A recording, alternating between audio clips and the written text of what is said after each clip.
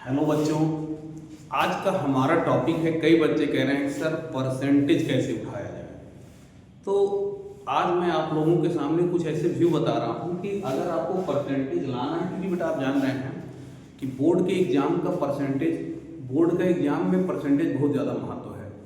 आप कुछ भी करने जाएंगे तो लोग यही पूछते कि आपका हाई स्कूल या इंटर में कितना है। तो सबसे पहले मैं 10th वाले बच्चों के बारे में बता दे रहा हूँ कि 10th वाले बच्चों को अगर अपना परसेंटेज 90+ लेकर आना है तो क्या करें। तो 90+ परसेंटेज लाने के लिए जितने भी बच्चे हैं उनको दो चीज़ें करना है, एक हार्ड वर्क और एक स्मार्ट वर्क, दोनों करना है।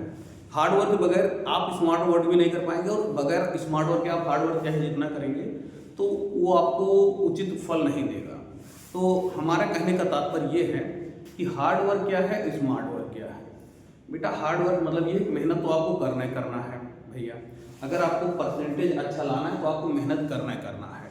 मेहनत मिनिमम, क्योंकि एग्जाम आपका 10-15 दिन है, मिनिमम 15 घंटे पढ़ना शुरू कर दीजिए। अब अगर नहीं पढ़ेंगे तो वही एक कहावत आपने सुना, अभी नहीं तो कभी नहीं। तो दोबारा मौका नहीं मिलने वाला है। मिनिमम 15 घंटे पढ़ना शुरू कर दीजिए। 10th वाले बच्चों के लिए बहुत बड़ी चीज़ नहीं है, क्योंकि आपको मैक्सिमम नंबर तभी गेन होगा। लगभग 20-25 लाख बच्चे बैठते हैं बोर्ड का एग्जाम देने, तो आप लोगों को उनमें से एक बनना है। तो आपको अभी से ही मेहनत शुरू कर देना पड़ेगा। 15-20 घंटे कम से कम। सोना वोना अब बहुत हो चुका है। 10 दिन 1 महीने एग्जाम दे करके उसके बाद जितना सोना है सोइए। तो चलिए अपने टॉपिक पे आते हैं हम लोग। हाँ, कि आपको करना क्या है। हार्ड वर्क मतलब मिनिमम 13-14 घंटे आपको पढ़ना है मिनिमम, मैक्सिमम चाहे जितना लेकर जाइए। और दूसरी चीज़, दूसरे के देखी देखा नहीं पढ़ना है। करे वह दिन रात एक पढ़ा था तो हमको वैसे आप अपनी कैपेसिटी के अनुसार पढ़ेंगे।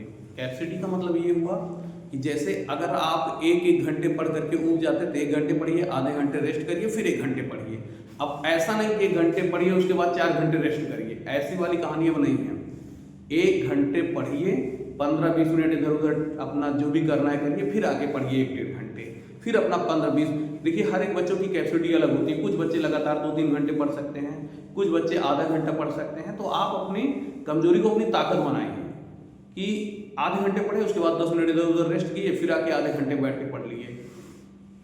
तो चलिए, हार्ड वर्क मतलब मेहनत आपको ज़्यादा करनी है। स्मार्ट वर्क का मतलब क्या है। स्मार्ट वर्क का मतलब ये है मेहनत उस दिशा में कीजिए जहाँ से आपको नंबर अच्छे प्राप्त हो। जैसे मैथ में मैंने देखा है, मैथ मेरी एनालिसिस है कि मैथ में पार्ट 1, 2, 3, 4, 5, 8 और 9, यहां से आपके मैक्सिमम क्वेश्चन एमसीक्यू, अति लघुत्तरी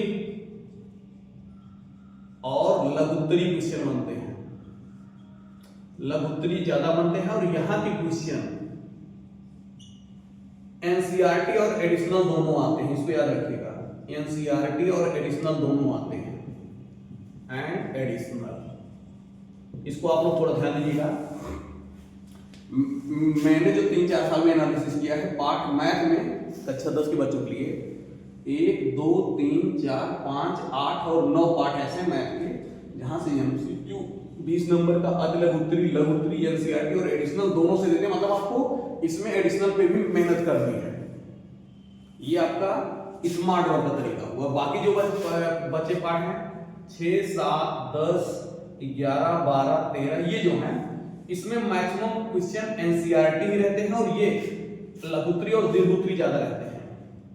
ये मैक्सिमम एनसीईआरटी रहते हैं और लघुत्तरी और दीर्घोत्तरी इसमें ज्यादा रहते हैं। इस तरीके का आपको ध्यान देना है। नहीं पता लगे इधर का ज्यादा आप एडिशनल पढ़ने लग जाए, इधर केवल एनसीईआरटी, तो यहाँ पे दिक्कत हो रही है। इधर भी एडिशनल पढ़िए, ऐसा नहीं है, कुछ क्वेश्चन आते हैं एडिशनल के, लेकिन यहाँ से देखा गया मैक्सिमम 50% का रेशियो रहता है कि 50% एडिशनल, 50% एनसीईआरटी रहते हैं। लेकिन इसमें देखा गया है लगभग 70 से 80% एनसीईआरटी रहते हैं, बाकी जो 20-30% है एडिशनल रहते हैं। तो ये आपको यहाँ पे ध्यान देना पड़ेगा। तो इसमें जैसे एक आप जानते ही हैं कि वो आपका जिसमें माध्य, माध्यिका, समांतर माध्य ये सब निकालना है, वो तो फिक्स है आपका। प्रायिकता फिक्स है, सब मेंसुरेशन फिक्स है, त्रिभुज फिक्स है, यहाँ वृत्त का क्षेत्रफल, ये सब मेन विस्तृत वाले हैं।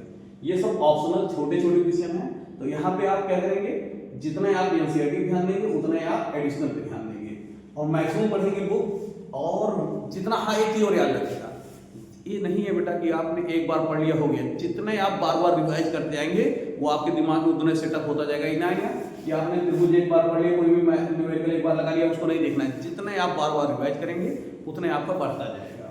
तो यहाँ पे ध्यान दीजिएगा, साइंस में बायोलॉजी और फिजिक्स के क्वेश्चन ज्यादा आते हैं।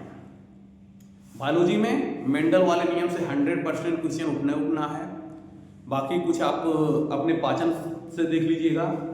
फिजिक्स में प्रकाश, चुंबक, ये सब चीजें मेन है। केमिस्ट्री से नंबर कम उठते हैं, कम आते हैं, लेकिन फिजिक्स और बायोलॉजी ज्यादा आपके नंबर उठाएंगे। हिंदी के लिए आप टोटल क्वेश्चन बैंक पढ़ेंगे, क्वेश्चन बैंक से आपके मैक्सिमम, बाकी अपने यहाँ तैयारी के लिए तो आप देख ही रहे हैं, पूरे बोर्ड बेस पे टेस्ट भी लिया जा रहा है, कोचिंग का टेस्ट देते रहिए तो ऐसे भी आपको बेटर नंबर आएंगे। कोचिंग का टेस्ट उसी बेस पर हो रहा है जैसे आपके बोर्ड के एग्जाम होते हैं। फिर उसके बाद आपका, अभी देखिए हिंदी का पेपर टेस्ट हुआ, बिल्कुल बोर्ड की तरह हुआ। मैथ का टेस्ट परसों है 15 तारीख को, 15 या 16 को, तो बिल्कुल बोर्ड की तरह होगा, पूरी तैयारी कराई जाएगी। तो रिवीजन भी चल रहा है, आप देख रहे हैं। तो आप हिंदी विद्या क्वेश्चन बैंक से पढ़िए, समाज विज्ञान विद्या क्वेश्चन बैंक से। एक ही याद रखिएगा, समाज विज्ञान पढ़ने का तरीका क्या है। बच्चे कंफ्यूज रहते हैं सर इतने बड़े बड़े क्वेश्चन कैसे याद किए जाएं। सामाजिक विज्ञान में क्वेश्चन याद नहीं किया जाता बेटा, सामाजिक विज्ञान मैंने एक बार पढ़ा दिया आपको, उसके शॉर्ट आंसर आप बढ़िया से तैयार कर लीजिए। शॉर्ट आंसर तैयार कर लेंगे, उसी से आप लॉन्ग अपने आप बना सकते हैं। जैसे जर्मनी का एकीकरण क्या है, इसमें आपको 4 चीजें देखना है, अब उसको आप खुद बना सकते हैं। जर्मनी का एकीकरण कब से कब तक हुआ था, इसमें किसका किसका योगदान था, और कहाँ पे हुआ था, क्यों हुआ था। 4 टॉपिक देखिए, अपने आप विस्तृत आंसर बनाइए। ऐसा नहीं कि रटना है जर्मनी का एकीकरण पूरा जैसे किताब में दिया रहता है, वो चीजें नहीं है। सामाजिक विज्ञान का अर्थ है कि आप उसको खुद समझ के अपना आंसर लिखिए।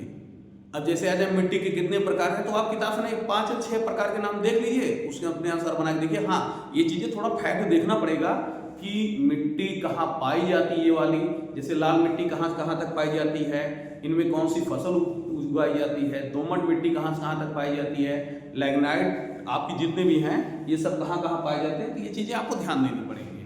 तो सामाजिक विज्ञान क्या करना है, शॉर्ट पहले बढ़िया से तैयार कर लीजिए। जो लघु उत्तरी, विस्तृत, लघु उत्तरी, अति लघु उत्तरी और बहुविकल्पीय, उससे आप स्वयं बना सकते हैं। विस्तृत बहुत ज्यादा पढ़ने की जरूरत नहीं, उससे आप खुद बना सकते हैं। हाँ, एक चीज है, सामाजिक विज्ञान का एक भी क्वेश्चन आंसर छूटना नहीं चाहिए एग्जाम में, चाहे आ रहा हो चाहे ना आ रहा हो। उसको आप जो भी शॉर्ट से पढ़ेंगे उसको आप लिखेंगे जरूर, लेकिन अगर नहीं लिखे तो नंबर कटना, और अगर लिख देंगे तो आपको नंबर पूरा मिलेगा। तो ये आपने देखा कि मैथ, साइंस और हिंदी में क्या करना और समाज विज्ञान में। इंग्लिश का फिक्स है, ग्रामर आपको आना है, तो ग्रामर में कुछ फिक्स चीजें उसको आपको पढ़ना है, वहां से आते हैं 35 नंबर के। 35 में आपका एक पोएम सेंट्रल आइडिया आता है, क्वेश्चन आंसर आते हैं, तो उसमें कुछ है नहीं, आप मेहनत करिए। बाकी जो रहेगा टेस्ट अपने हाथ तैयारी करा करके आपकी मैक्सिमम कोशिश की जा रही है कि अपने बच्चों के, अपने यहाँ के बच्चों का मिनिमम 90+ परसेंटेज बने। तो आप मेहनत करते रहिएगा, कोचिंग में हम लोग मिलते रहेंगे। धन्यवाद।